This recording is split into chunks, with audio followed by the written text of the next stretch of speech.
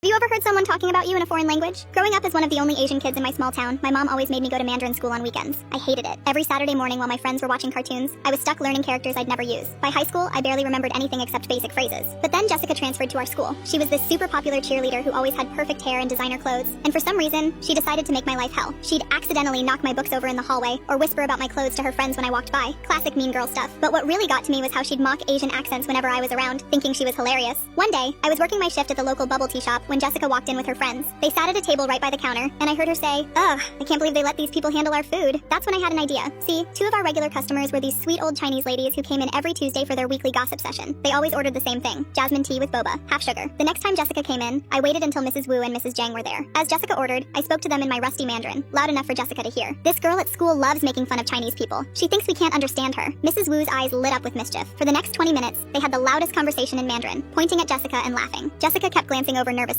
clearly uncomfortable. This became our weekly routine. Every time Jessica came in, I'd tell the ladies something new about her, how she cheated on her math test, or how her designer bags were actually fakes from the mall. They'd react dramatically, gasping and giggling. Jessica started coming in less and less. When she did, she'd grab her drink and practically run out. But then came the day of the big cheerleading competition. Jessica and her whole squad came in for pre-game bubble tea. Mrs. Wu and Mrs. Jiang were there as always. This time though, Jessica marched up to me and said in broken Mandarin, "I know you're talking about me." The entire shop went silent. Then Mrs. Wu burst out laughing and said in perfect English, "Oh honey, I was the head of the English department at Beijing University for 30 years. We've understood every nasty thing you've said about Amy." Mrs. Jiang chimed in, also in perfect English. "And those designer bags? My daughter works for Louis Vuitton. Those fakes aren't fooling anyone." Jessica's face turned redder than the strawberry boba. Her squad stood there with their mouths open as she ran out, leaving her drink behind. She never came back to the bubble tea shop after that. But word got around school fast. Turned out a lot of those useless Mandarin lessons came in handy after all. And now every Tuesday at 3 p.m., you'll find me having tea with Mrs. Wu and Mrs. Jiang. We still gossip in Mandarin, but these days, it's mostly them trying to set me up with their grandsons. Last week, Jessica transferred schools. I heard it was because everyone kept asking her to say something in Mandarin whenever she tried to be mean. Funny how things work out.